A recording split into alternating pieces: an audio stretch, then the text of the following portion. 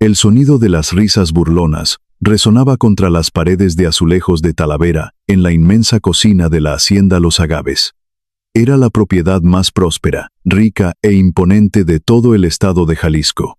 Allí, donde el aroma de las especias finas se mezclaba con el humo de la leña quemada en los enormes fogones de hierro, la crueldad humana siempre encontraba un blanco fácil. Leticia era una joven de 24 años, de piel morena, rasgos suaves y ojos negros y profundos que guardaban dolores que nadie en esa hacienda quería escuchar. Tenía el cabello oscuro recogido en una trenza gruesa, y sus manos llevaban las marcas del trabajo duro. Mantenía la cabeza baja, mientras restregaba una pesada cazuela de cobre.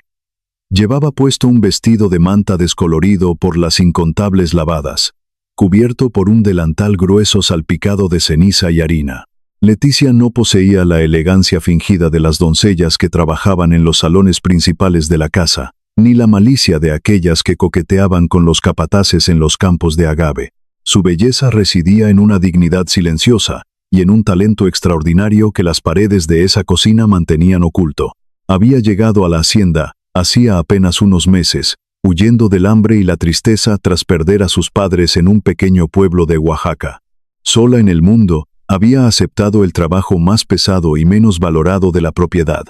Era la ayudante de cocina de menor rango. Sus funciones se resumían en cargar pesadas cubetas de agua desde la madrugada, pelar costales interminables de papas y jícamas, limpiar el horno de barro hasta dejar sus uñas manchadas de negro, y mantener el piso reluciente para que la ama de llaves no encontrara ni una sola gota de grasa. Pero lo que realmente despertaba el veneno de las otras empleadas era el origen humilde de Leticia y su forma callada de ser. Las sirvientas de confianza, que se sentían superiores por usar uniformes de cuello almidonado y servir en el comedor de los patrones, pasaban por la parte trasera de la cocina, solo para soltar su veneno.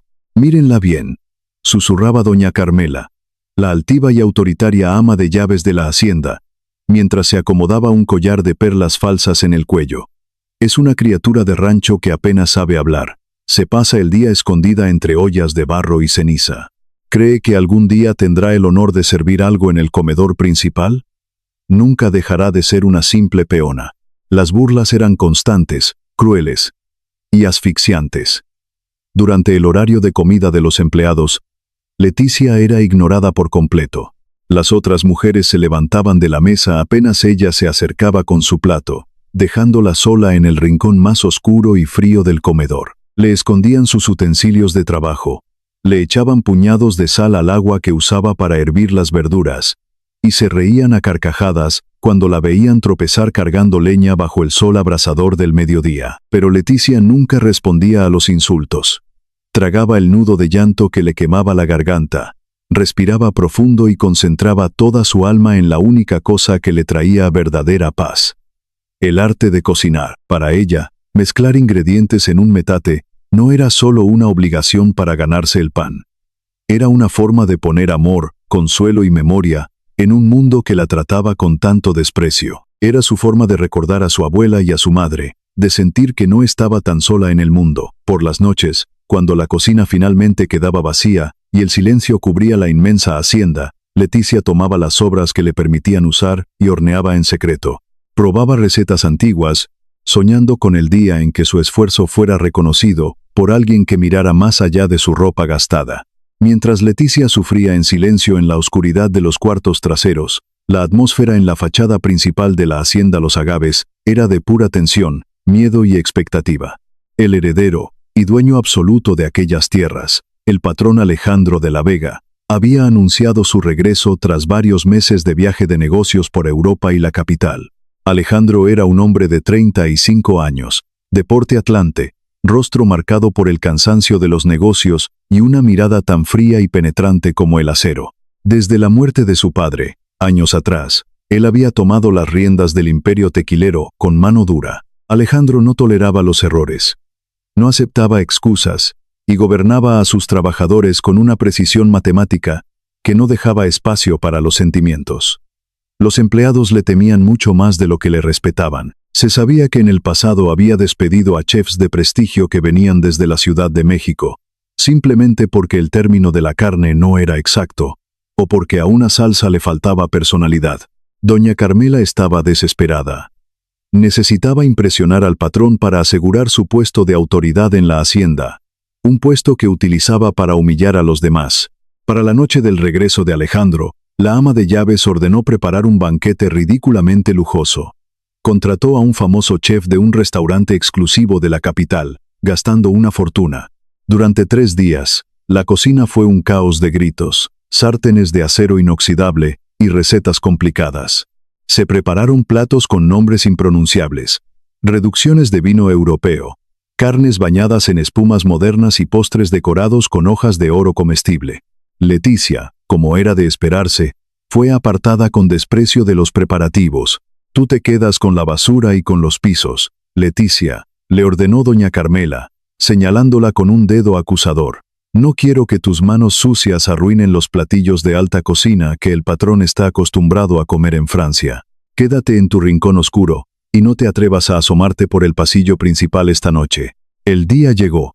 Al caer la tarde, la lujosa camioneta negra de Alejandro cruzó el enorme portón de hierro de la hacienda, levantando una nube de polvo bajo la luz anaranjada del atardecer. El patrón bajó del vehículo con un traje a la medida, pero su rostro reflejaba un agotamiento profundo. Estaba harto. El viaje había sido pesado. Los tratos con banqueros habían sido falsos y agotadores. Todo lo que él deseaba en ese momento era un instante de paz. Un lugar donde sentirse a salvo y una comida que le recordara que había vuelto a su verdadero hogar. Alejandro tomó asiento en la cabecera de la larguísima mesa de caoba en el comedor principal. El lugar estaba iluminado por un candelabro de cristal enorme que hacía brillar las copas puestas sobre el mantel de lino. Doña Carmela, sudando frío y con las manos temblorosas, ordenó a las sirvientas que comenzaran a servir el banquete. El primer tiempo fue una crema de trufas negras con espuma de espárragos. Alejandro miró el plato, tomó la cuchara de plata y probó un poco. Su rostro no cambió, pero sus ojos se endurecieron. Empujó el plato hacia el centro de la mesa con un gesto de profundo rechazo. «A esto le falta alma», dijo con una voz grave y fría que hizo temblar a las doncellas. «Es solo un experimento caro que no sabe a nada». El segundo plato, un confit de pato con reducción de frutos rojos, sufrió la misma suerte. Alejandro apenas tocó la carne antes de arrojar la servilleta sobre la mesa. La atmósfera se volvió insoportable.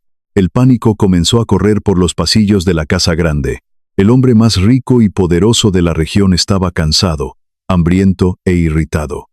Nada de lo que el famoso chef de la capital había preparado lograba complacer su paladar exigente. La comida era lujosa, sí, pero era fría, calculada y completamente vacía de sentimientos.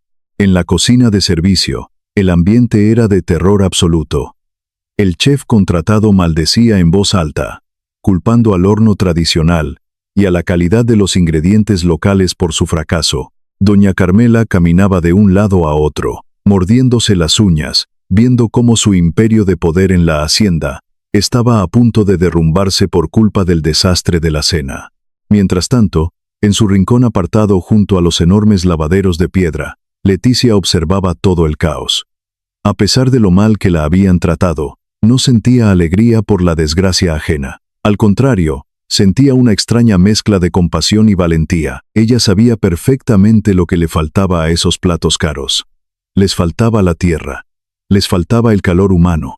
Les faltaba el sabor que hace que un hombre cansado recuerde de dónde viene y se sienta abrazado. Aquella misma tarde, intuyendo que la comida de la ciudad no calmaría el espíritu de un hombre que venía agotado del mundo, Leticia había preparado algo en secreto. Con sus propias manos, usando el viejo comal de barro y el horno de leña que nadie más quería usar, había horneado una receta sagrada para ella.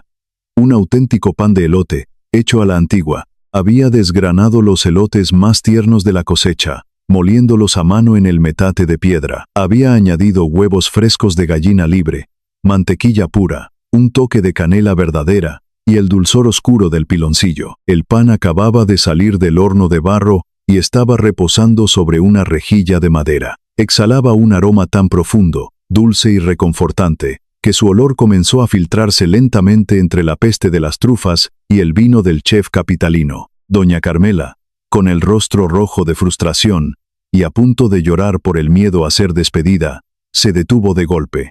Un aroma rústico y dulce golpeó sus sentidos. Giró la cabeza y miró hacia el rincón de Leticia. Allí, sobre la mesa de madera vieja, descansaba un pan dorado, perfecto, con una costra ligeramente crujiente y grietas que dejaban escapar un vapor caliente y delicioso. «¿Qué es eso que tienes ahí?», preguntó la ama de llaves con voz áspera, caminando rápidamente hacia la joven, aunque su boca se había hecho agua de manera involuntaria al sentir el olor a elote recién horneado. «Es un pan de elote dulce que hice con los ingredientes que sobraron, señora Carmela», respondió Leticia, bajando la mirada por costumbre. «Pensé que, al ser algo tan simple y calientito, podría hacerle bien al estómago de alguien que lleva días viajando por caminos fríos». Doña Carmela soltó una risa amarga y llena de desprecio.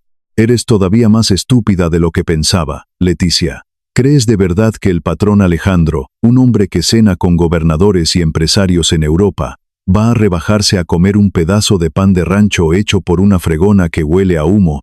Esto es comida de peones. Es una vergüenza para esta casa». La mujer levantó la mano, dispuesta a tirar el pan a la basura frente a los ojos de Leticia, pero antes de que pudiera hacerlo, la campanilla de plata del comedor principal sonó con una violencia que hizo saltar a todos en la cocina. Era el llamado furioso del patrón. Exigía que retiraran los platos de inmediato. Doña Carmela palideció. Se quedó paralizada mirando la puerta de la cocina. No tenía nada más que ofrecer. El chef contratado estaba empacando sus cuchillos por el coraje, y las doncellas se negaban a volver a salir al comedor por miedo a los gritos de Alejandro. En un acto de absoluta desesperación para salvar su propio pellejo, y sabiendo que entrar al comedor con las manos vacías significaría su despido inmediato, a Carmela se le ocurrió una idea miserable. Miró el pan de elote de Leticia. Agarró un cuchillo afilado, cortó una rebanada generosa y la colocó sobre un fino plato de porcelana francesa con bordes de oro. Sin decirle una sola palabra a la joven cocinera, sin darle una mirada de agradecimiento, Carmela se dio la vuelta y caminó apresuradamente hacia el comedor principal. Estaba dispuesta a presentar esa obra de amor como si fuera una creación rústica que ella misma había diseñado para sorprender al patrón. Al entrar al gran salón, Alejandro estaba a punto de levantarse de la mesa. Tenía la mandíbula apretada y la paciencia completamente destrozada. «Si usted no tiene la capacidad de administrar una simple cena en mi propia casa, Carmela, le sugiero que recoja sus cosas y se largue antes de que amanezca», dijo él con un tono bajo, pero que cortaba como el cristal roto. «Por favor, patrón Alejandro, le ruego que me dé una última oportunidad», imploró la ama de llaves, poniendo el plato de porcelana frente a él con las manos temblando de miedo.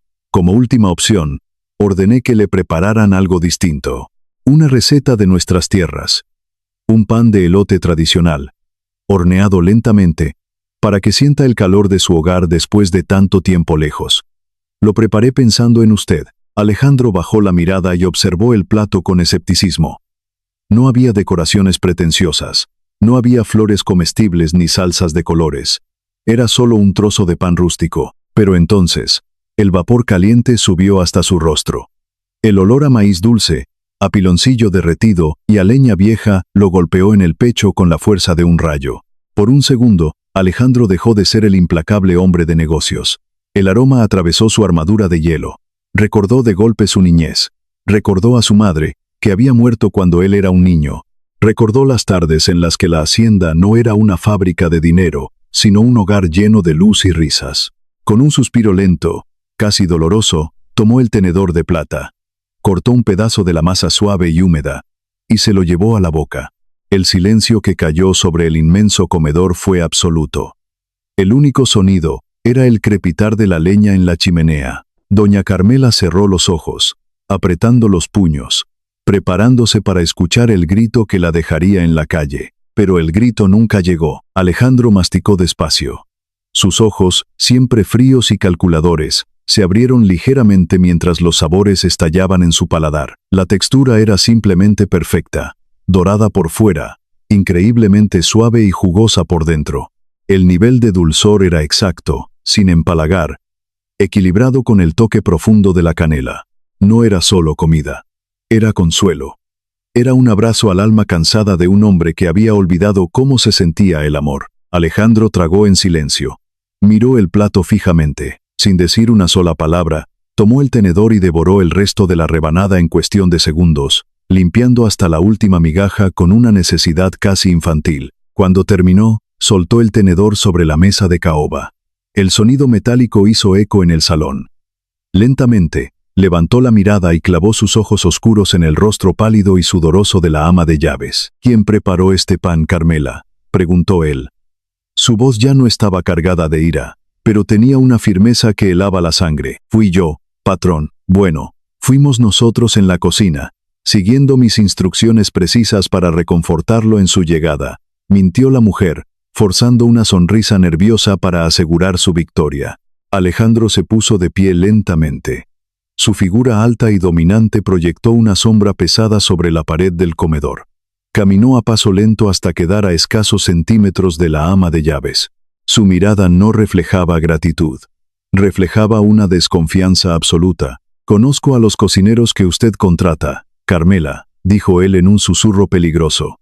«Ellos saben mucho de técnica europea, pero no saben nada del sabor de esta tierra. Ellos cocinan con vanidad, pero este pan tiene verdad, tiene el alma de alguien que sabe lo que significa el hambre y el trabajo con las manos». Alejandro se inclinó ligeramente hacia ella. «Voy a repetir la pregunta una última vez. Y le juro por la memoria de mi padre que, si me miente, no volverá a encontrar trabajo en todo el estado de Jalisco». ¿Quién puso sus manos en esta masa? Las piernas de doña Carmela temblaron violentamente. El miedo le robó el aliento. Sabía que estaba acorralada, pero confesar la verdad significaba darle el triunfo a la persona que más odiaba. Tragó saliva, mientras los pasos del patrón amenazaban con destruirlo todo.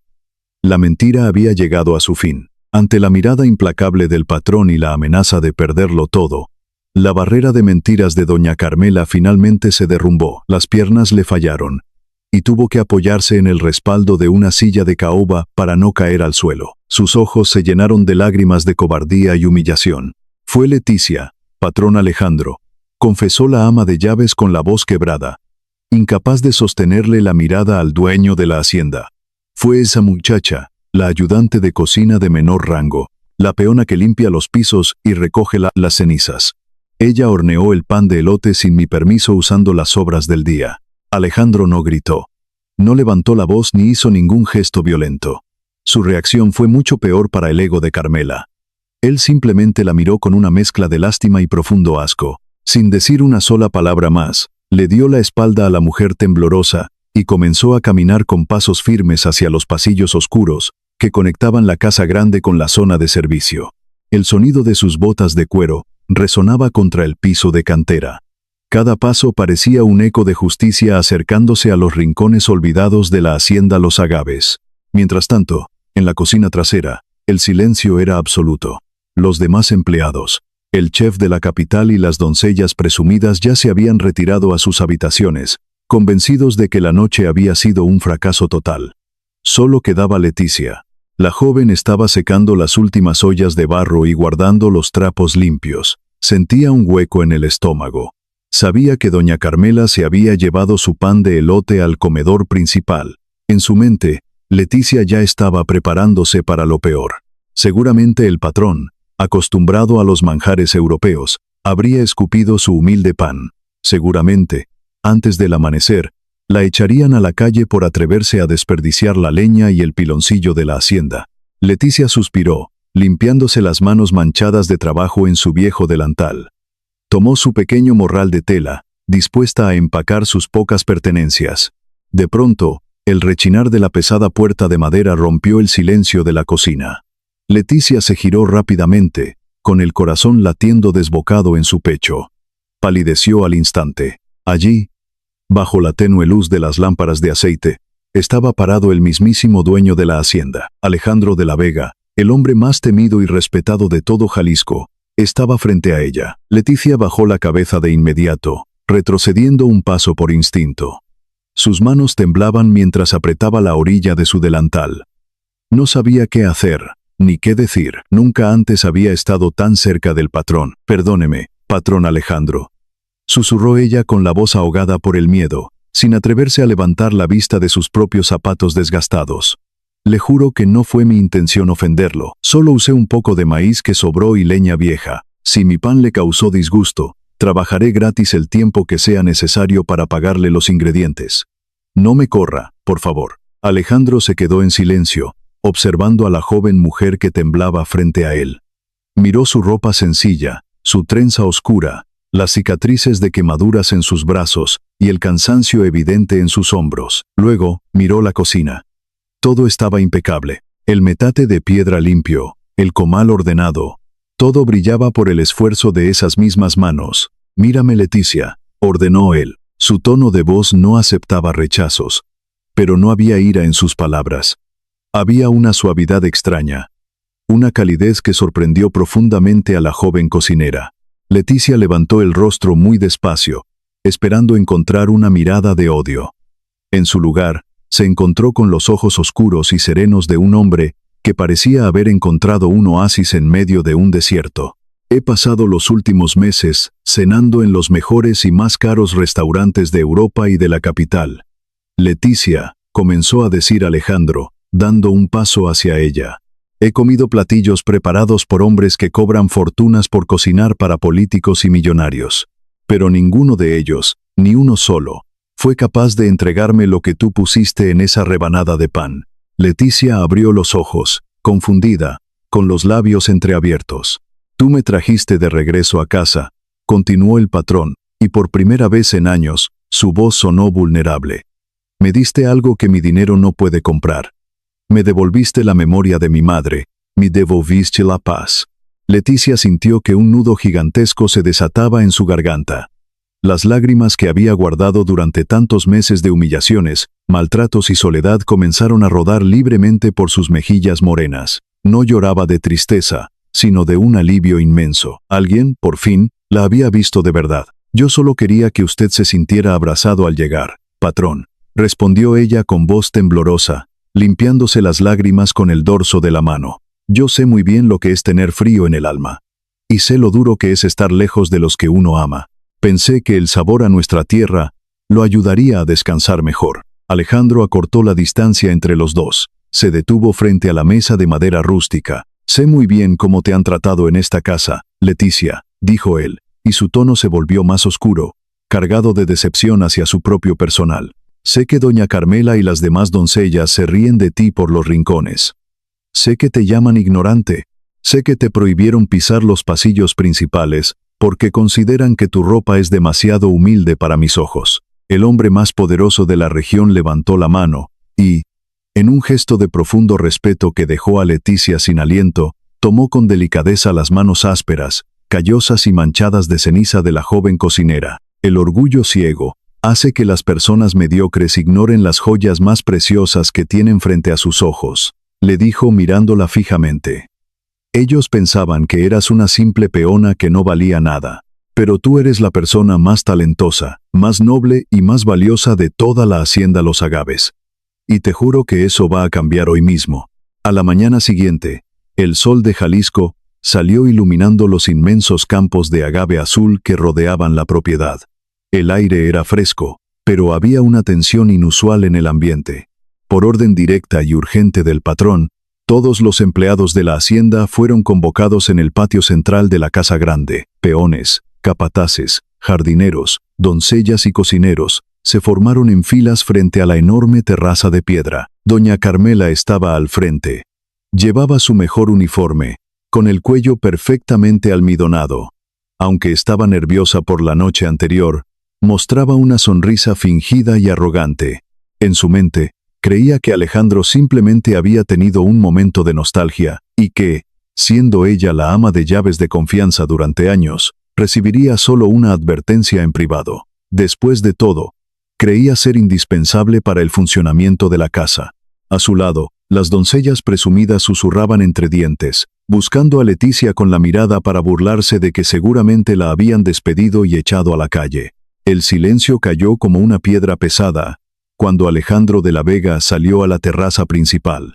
Llevaba puesto un traje sastre impecable, y su postura era la de un rey en sus tierras.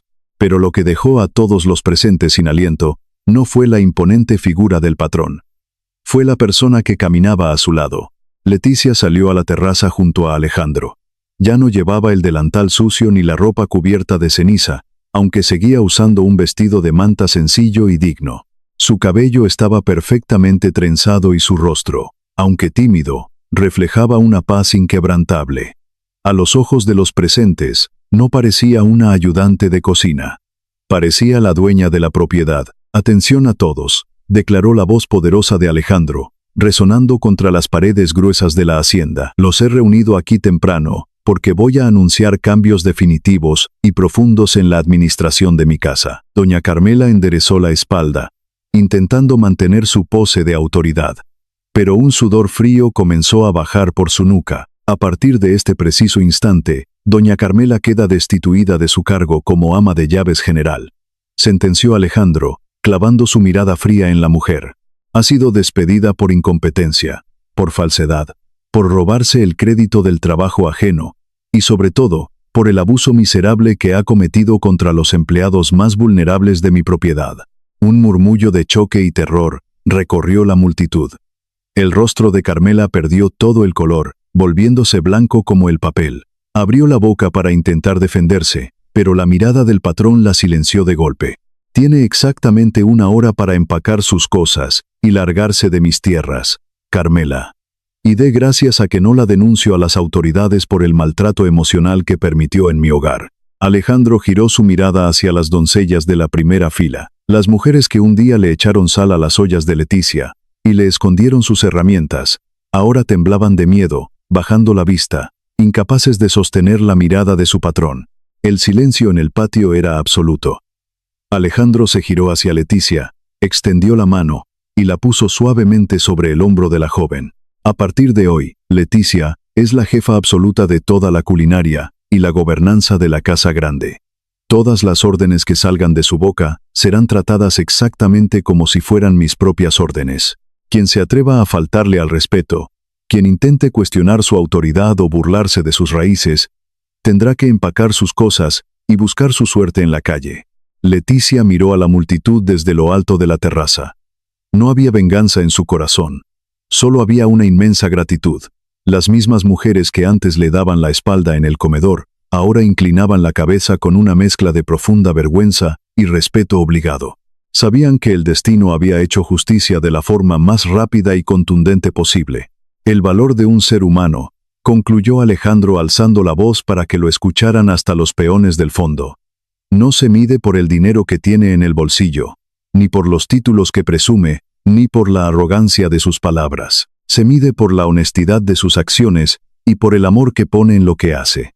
Que esto les sirva de lección a todos. Los años pasaron sobre la tierra roja de Jalisco. La hacienda Los Agaves se volvió famosa en todo el país. Los empresarios y políticos no solo la visitaban para comprar el mejor tequila de la región, sino para tener el honor de sentarse en el comedor de Alejandro y probar los legendarios banquetes creados por las manos de Leticia. Bajo su mando, la cocina dejó de ser un lugar de miedo y castigo para convertirse en el corazón cálido de la hacienda. Nadie volvió a ser humillado. La historia de la joven huérfana de Oaxaca, que llegó limpiando cenizas y que, con una simple receta de pan de elote, conquistó el respeto y la admiración del hombre más frío de la región, se transformó en una leyenda viva. Una historia que se contaba en voz baja en todos los pueblos, demostrando que el tiempo siempre es sabio. Siempre se encarga de darle a cada persona la cosecha exacta de lo que sembró con sus propias manos. Y esta historia, tan poderosa como real, nos recuerda que la verdadera riqueza de la vida nace de la humildad, de no olvidar nunca nuestras raíces, y de saber que el mundo da vueltas que nadie puede prever. El que hoy pisa a los demás para sentirse grande, mañana puede terminar rogando por compasión. No pierdas tiempo. Suscríbete ahora mismo al canal Tesoro de Historias. Activa la campanita de notificaciones para hacer que este video alcance la increíble marca de 100,000 vistas, y comparte esta gran lección de vida con tu familia, en tus grupos y con las personas que más amas. Déjanos también tu me gusta y responde en los comentarios. ¿Tú le darías una segunda oportunidad a las personas que se rieron de Leticia en el pasado, o las despedirías en ese mismo momento junto con Carmela, Quiero mucho leer tu opinión. Nos vemos en la próxima historia.